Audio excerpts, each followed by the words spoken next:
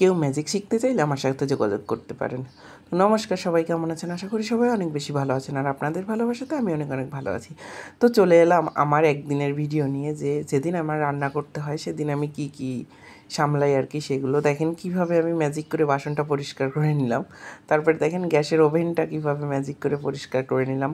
তো এই কারণেই ভিডিও শুরুতে বললাম যে ম্যাজিক শিখতে চান আমার সঙ্গে যোগাযোগ করুন। আমার মতো এরকম ম্যাজিক করে করে আপনিও আপনার ঘরের সমস্ত বাসন, উনুন, ওভেন সব কিছুই পরিষ্কার করে নিতে পারবেন।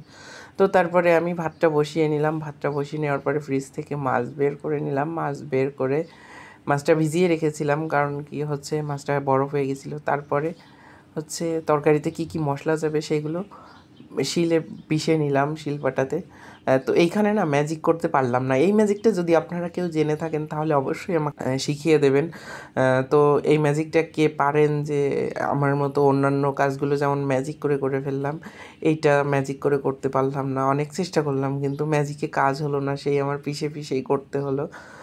তো যাই হোক, যে জানেন যে ম্যাজিক করে কিভাবে মশলাটা পেষা যায় অবশ্যই আমাকে জানাবেন। দেখেন এখানে কিন্তু আমি প্রথমে বোধহয় জিরে বেটেছিলাম, তারপরে হচ্ছে কাঁচা লঙ্কা আর হচ্ছে সর্ষে।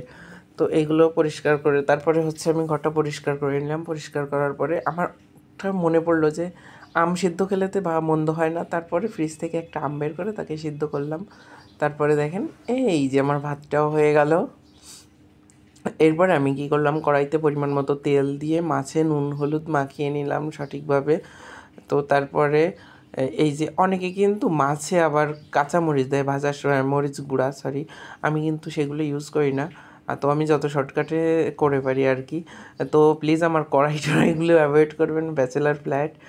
সপ্তাহে আমার একদিন রান্না থাকে, সপ্তাহে 1 থেকে 2 দিন। তো সবাই সব ঠিকঠাক মতো পরিষ্কার করে না, তো এই কারণে কড়াইটা কালো হয়ে গেছে, কিন্তু অপরিষ্কার না, জাস্ট কালো হয়ে গেছে। তারপর আমি হচ্ছে এই মশলাগুলো সুন্দর করে কষিয়ে পরিমাণ মতো নুন হলুদ দিয়ে নিলাম।